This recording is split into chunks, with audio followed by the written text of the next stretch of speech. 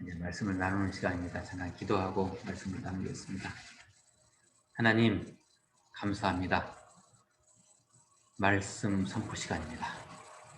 친히 선포해 주시고 진정한 치유가 무엇인지, 하나님 안에서 예수 그리스도 안에서 치료받는 것이 무엇인지 그 진정한 의미가 무엇인지를 깨닫는 귀한 시간으로 인도하옵소서. 부족한 종은 감춰주시고 우리 하나님만 드러나는 순서가 되게 하옵소서. 모든 걸 주님께 맡겨드렸고 예수 그리스도의 이름으로 기도하옵나이다. 아멘. 정말 치유죠. 치료에 좀 더 포괄적이고 약간의 추상적이면서도 더 큰 범위 내에서 그것을 다 치유라고 얘기합니다. 치료받는 것이죠. 치유라는 것은 이 시대의 가장 큰 화두입니다. 여러분 어디 편찮으신 데 없으신가요? 코로나19 때문에 더욱더 이 시대에 우리가 치유라는 것이 더 큰 화두가 되는 것이죠. 지금은 보다 근본적인 치유와 회복이 무엇인가를 생각해야 할 때가 아닌가, 그런 생각이 듭니다. 이렇게 저렇게 편찮으신 분들이, 아픈 분들이 참 많은 세상이고 그러한 세대고 그러한 시대입니다. 병원은 많이 생기는데 병원은 턱없이 계속해서 모자랍니다. 우리가 이럴 때일수록 성경이 주는 하나님 말씀이 주시는 치료의 교훈을 통해 치유의 본질, 영적인 본질이겠죠. 깨닫심으로 진정한 치유를 체험하시기를 예수 그리스도의 이름으로 축복합니다. 만약에 여러분들에게 어떤 치명적인 장애가 왔다고 가정해 봅니다. 실은 솔직히 우리가 다 장애자 아닙니까? 여러분 운전하십니까? 저는 제 스스로 정말입니다. 저 장애자라고 생각해요. 좋아요. 뭐 가시적인 장애는 아닐지언정, 그러나 어떤 가시적이든 물리적이든 아니면 눈에 보이지 않든 간에 우리에게 치명적인 장애가 왔다고 가정해 봅니다. 그런데 흔히 얘기하는 명의라고 하죠. 명의. 치부의 의사, 명의가 여러분 가까이에 있다면, 거한다면 여러분은 어떻게 하시겠어요? 여러분에게 치명적인 장애가 있어요. 아픔이 있어요. 그 치료에 강렬한 의지를 가지고 내가 치료를 받아야 되겠다라는 강렬한 의지를 가지고 그 의사를 붙들고 고쳐달라고 안 하시겠어요? 그죠? 아주 간절한 마음. 그렇죠? 오늘 말씀에는 바로 그러한 두 사람이 등장합니다. 이름은 없습니다. 그냥 두 맹인입니다. 시각장애자. 눈이 안 보여요. 선천적이든 후천적이든 어쨌든 눈이 안 보이는 맹인입니다. 오늘 말씀 마태복음 20장 29절에 34절 말씀인데요. 예수님께서 이 갈릴리 지방에서 예수님의 주 활동 무대가 갈릴리 지방이잖아요. 갈릴리 지방에서 사역하시다가 이제 예루살렘으로 가실 때 들렸던 곳이 교통의 요충지 여리고라는 곳입니다. 여리고. 우리나라로 말하면 대전쯤 되나요? 여리고를 딱 거쳐서 가실 때 그냥 예수님께서 온갖 기적을 행하시고 수많은 병자를 치료하시고, 그러니까 사람들이 예수님을 막 따라다니는, 군중들이 따라다니는 거죠. 그때 여리고를 이렇게 지나치고 계셨는데 이 두 맹인이 귀는 열어졌어요. 그 소문을 들었어요. 예수님께서 여리고를 지나가십니다. 그래서 그냥 그 현장에 갑니다. 가서 예수님이 이렇게 지나가는 군중들 소리가 들리고 예수님이 지나가니까 이 두 맹인이요, 소리를 고래고래 치면서 다윗의 자손 예수여, 우리를 불쌍히 여기소서. 소리를 뭐 어떻게 소리를 크게 지르는지 옆에 있는 사람들이 좀 조용히 좀 잠잠히 좀 있어 좀. 좀 조용히 하겠지. 예수 선생님 지나가시는데 이렇게 시끄럽게 떠들어. 조용히 해. 그럼에도 아랑곳 없고 또다시 여기 31절 무리가 꾸짖어 잠잠하라 하되 더욱 소리를 또 높여가지고 주여 우리를 불쌍히 여겨소서. 다윗의 자손이여 이렇게 외칩니다. 그러니까 예수님이 그 소리를 들으셨어요. 들으시고 그 두 맹인 앞으로 가셔요. 친히 가셔가지고 그들을 불렀네요. 부르셨어요. 이리 오라고. 그리고 예수님이 이렇게 말씀하십니다. 그들에게 물어봅니다. 너희들에게 무엇을 하여 주기를 원하느냐? 제가 저의 이종 사촌이 있었는데요. 이게 굳이 이 이종 사촌의 아빠가 억울하게 해고를 당했어요. 언제냐면은 전두환 대통령 시절 때. 근데 전두환 대통령이 전주에 내려온다는 소문을 듣고 우리 그 이종 사촌이 그 전두환 대통령이 있는 현장에 가서요. 소리를 고래고래 지르면서 대통령 각하 내가 대통령을 꼭 만나야겠습니다라고 막 소리를 고래고래 지르니까 경호원들이 나서가지고 그냥 그때 상당히 살벌할 때 아닙니까? 그죠? 제지하고 막 그냥 하는데도 불구하고 그냥 거기에서 그냥 소리를 고래고래 지르니까 전두환 대통령이 야, 그 꼬마 오라 그래. 불러라. 예수님처럼. 얘기나 들어보자. 전 대통령이 그 얘기를 들었어요. 얘기는 여기까지만 할게요. 시간이 길어졌으니까. 얼마나 간절해. 아빠가 해고 나는 게 억울해가지고. 자, 오늘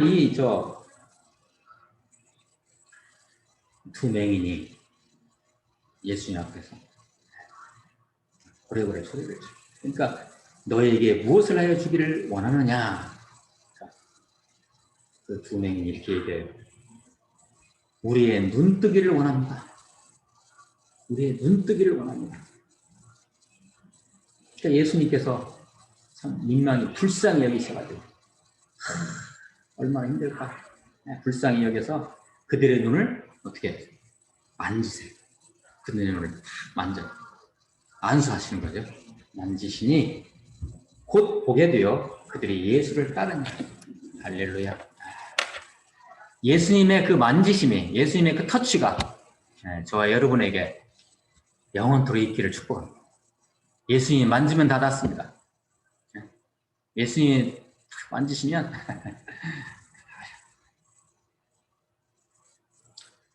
이 두 맹인, 이 두 시각장애자들이 예수님을 부른 태도와 말에 우리는 집중할 필요가 있어요. 이들의 그 유치는 말이 딱 두 번 반복되잖아요. 주여 우리를 불쌍히 여기소서. 우리를 불쌍히 여기소서 다윗의 자손이여라고 두 번을 외치는데 오늘 말씀에서 여기에서요. 다윗의 자손이여. 다윗의 자손이여라는 말이 아주 중요합니다. 한번 좀 들어보셨죠? 다윗의 자손이여. 마태복음 제일 처음에 1장 1절에 보시면은 아브라함과 다윗의 자손 예수 그리스도의 계보라 이렇게 나와 있어요. 그러니까 예수님이 누구의 자손이에요? 아브라함과 다윗의 자손이에요. 다윗이 왕이잖아요. 왕. 그죠? 왕통 계보를 이은 왕으로 오신 예수님이다 이런 얘기예요. 그러니까 다윗의 자손이라는 얘기는 구약에서 계속해서 예언한 그 메시아, 장차 이 땅을 통치하실 왕으로 오실 그 메시아, 메시아임을 얘기하는 거예요. 당신이 메시아입니다라는 고백인 거예요. 뭐가요? 다윗의 자손이여라는 말이.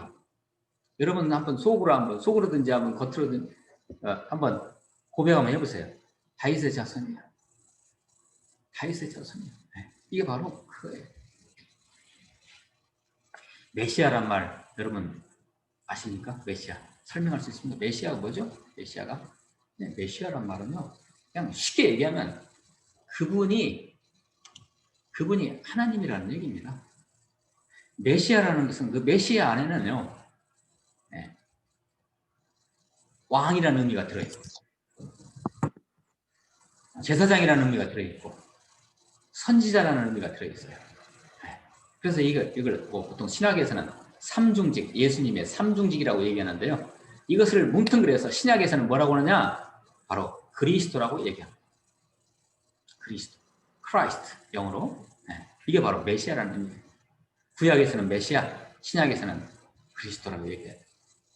그러니까 다윗의 자손 예수여라는 그 고백은 뭐냐면요. 그 위치는 뭐냐면은 당신은 왕이십니다. 당신은 이 땅을 통치하실 하나님이십니다. 당신은 그리스도이십니다. 당신은 능치 못할 일이 없는 분입니다라는 것을 고백하는 거예요. 이게 다윗의 자손이라는 그 고백이요. 네.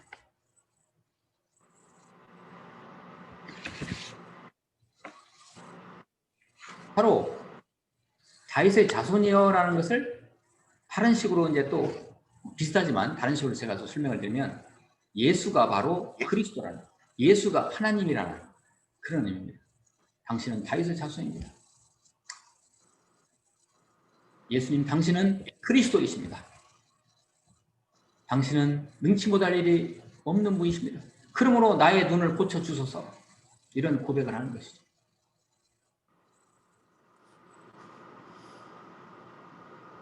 우리가 이런 예수님 앞에서, 하나님 앞에서 이런 고백을 드릴 때, 이런 고백을 드릴 때요. 우리에게 어떤 일이 날까요? 우리에게 어떤 권세가 주어질까요? 마태복음 16장에 가시면은 이런 베드로의 고백이 나옵니다. 베드로가 예수님께 고백을 하는데요. 주는 그리스도시요 살아계신 하나님의 아들이시니다라는 고백을 합니다. 그러니까 예수님이 거기에 막 베드로를 엄청 축복을 해요. 그래서 음부의 권세가 너의 신앙 고백을 이기지 못할 것이다. 베드로에게 그렇게 축복을 해요. 그러면서 동시에 하늘문을 여는, 여러분 하늘문을 열 수 있다면 이건 다 아는 거 아닙니까? 그죠? 하늘문을 여는 열쇠가 베드로에게 주어집니다. 베드로의 그 신앙 고백이. 그래서 마태복음 16장 19절에 이런 말씀이 있어요. 내가 땅에서 무엇이든지 매면 하늘에서도 매일 것이요. 내가 땅에서 무엇이든지 풀면 하늘에서도 풀리리라. 여러분 하늘문을 열 수 있는 그런 권세가 주어진다는 것은 뭐예요? 치료가 그냥 몸에서 일어나는 거죠. 그죠? 하나님이 내 안에서 역사하시고. 예수님이 말씀하십니다. 오늘 말씀 32절 한번 보시기 바랍니다. 32절. 너희에게 무엇을 하여 주기를 원하느냐? 여러분 이 음성을 매일같이 이 친히 말씀하시는 이 음성을 매일같이 들으시길 축복합니다. 예수님이 여러분에게 가까이 가셔가지고 내가 너를 위해서 무엇을 해주랴? 매일같이 우리 예수님이 우리에게 이렇게 하신다면 얼마나 참 은혜일까요? 예수님이 말이죠. 이 두 맹인에게 반응하시는 거죠. 그렇죠? 반응하시는 거죠. 우리가 치료를 받기 위해서는 아니 그분 예수님과 소통하기 위해서는 예수님이 우리의 기도에 귀를 기울이시고 반응하셔야 되죠. 그죠? 그 반응의 통로가 무엇입니까? 바로 진실된 가슴 깊은 곳에서 나오는 우리의 신앙 고백인 것이죠. 아까 그 두 맹인이 했던 것처럼 다윗의 자손이여 주는 그리스도시요 살아계신 하나님의 아들이시니라는 베드로의 고백처럼 예수님 당신은 능치 못할 일이 없는 분입니다. 도와주시옵소서 하는 그런 고백. 바로 이 신앙 고백이요. 이 신앙 고백이 바로 치료의 시작입니다. 치료의 시작. 신앙 고백에서 출발해요. 막연히 하나님 도와주세요. 신앙. 항상 제가 바라만 봐도 든든한 우리 무디교의 동역자 여러분, 혹시 지금 어디가 아프십니까? 낫고자 하는 열망, 하나님 우리 구주 예수 그리스도 성령의 역사에 대한 여러분 믿음을 갖고 계십니까? 우리 하나님이 함께 하시면, 우리 예수님이 손만 대시면 내 병은 낫겠다는 믿음을 갖고 계십니까? 저와 여러분의 질병을 고치시는 예수님이 바로 메시아, 즉 그리스도이심을 믿으십니까? 그러면 그것을 고백하시기 바랍니다. 그것을 신앙 고백하시기 바랍니다. 어떻게 해요? 다윗의 자손이요? 하시든지. 주는 그리스도시요 살아계신 하나님의 아들이십니다. 소울 한번 따라해보세요. 주는 그리스도시요 살아계신 하나님의 아들이십니다. 저는요, 제가 참 죄송한 말씀인데 기도 응답을 많이 받거든요. 이렇게 고백을 해주세요.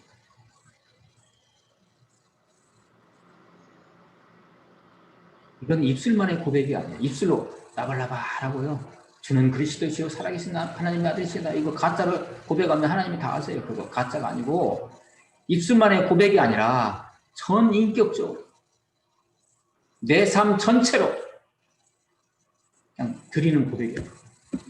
내 삶 전체로 드리는 고백. 이게 치유의 시작입니다.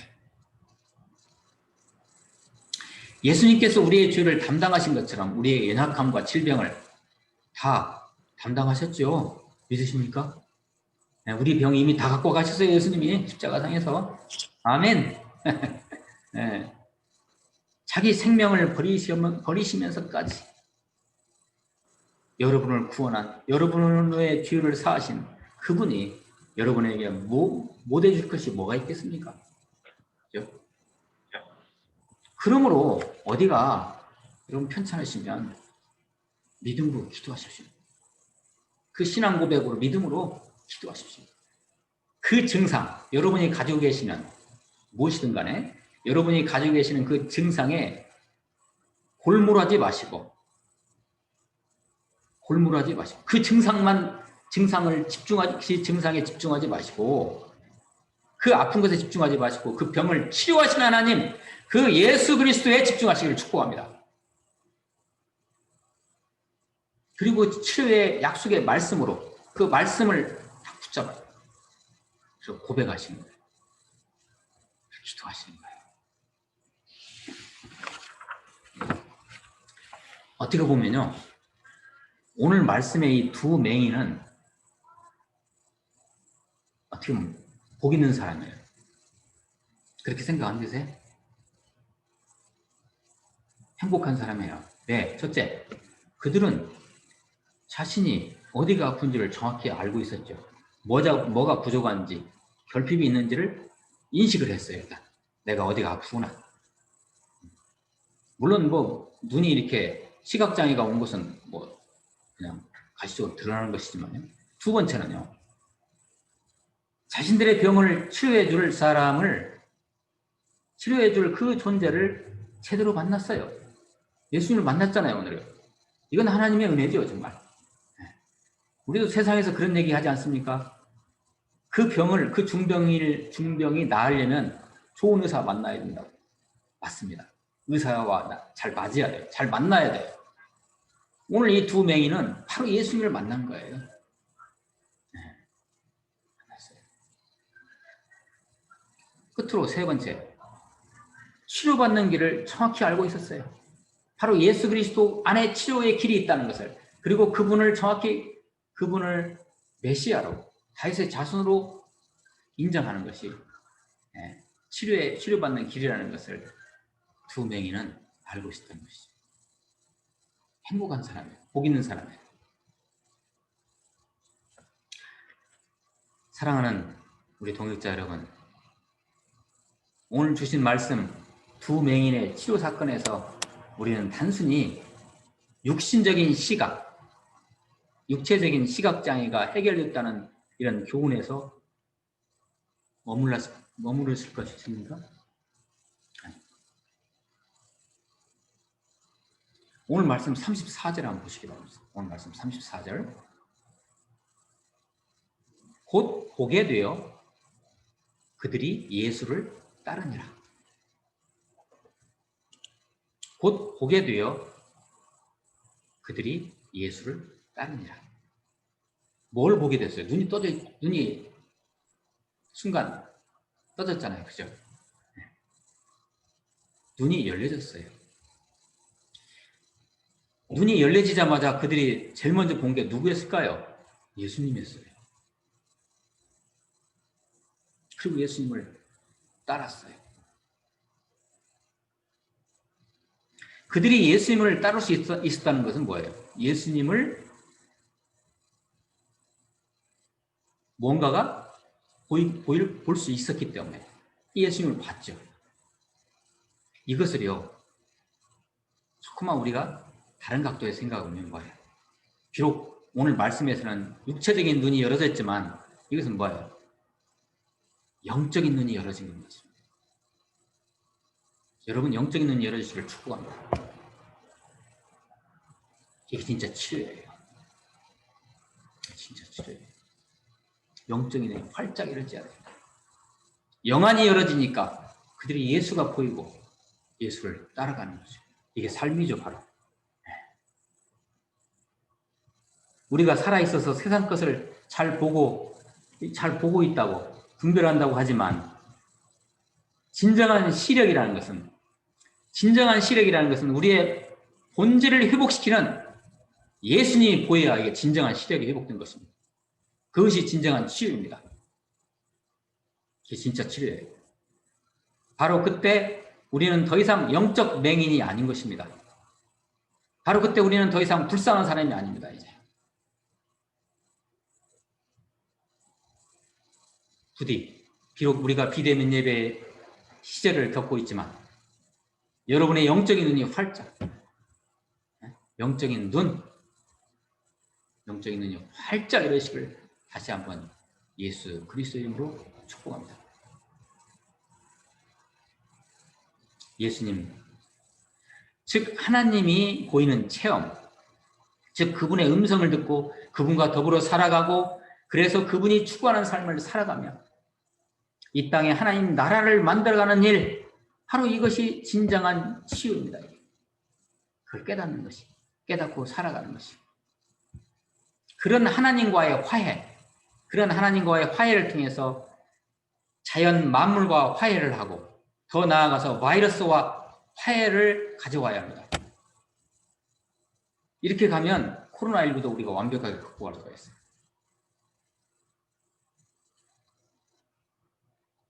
지구에 있는 인류가, 사람들이 하나님과의 화해가 되고 그래서 만물과의 화해가 되는 것을, 이건 뭐 자연 환경과의 화해라고 볼 수도 있겠죠. 이것이 안 되면요, 인류는 엄청난 재앙으로 앞으로 폭삭 망할 겁니다. 코로나19가 아니고요, 코로나19보다 더 센 바이러스가 인류를 침범할 거예요. 그러니까 하나님과 화해하고 모든 만물과 화해하고 사람과 사람이 서로 화해하고 화평하면 병들이 우리를 공격하지 않죠. 이게 진정한 치료예요. 치료. 그리스도와의 화해, 하나님과의 화해. 제발 부디 이런 하나님과의 화해, 진정한 치유, 이런 진정한 치유를 체험하시고 이 땅을 멋지게 살아가시는 복된 사람들이 모두 되시기를 예수 그리스도의 이름으로 축원드립니다. 기도하시겠습니다. 하나님, 저희들을 치유하여 주옵소서. 진정한 치유가 뭔지를 영적으로 깨닫고 우리의 영적인 눈을 활짝 열고 오늘 두 맹인이 눈을 뜬 것처럼 우리의 영적인 눈이 활짝 뜨여지는 그런 진정한 치유를 체험하도록 도와주시고 인도하옵소서. 예수 그리스도의 이름으로 기도하옵나이다. 아멘.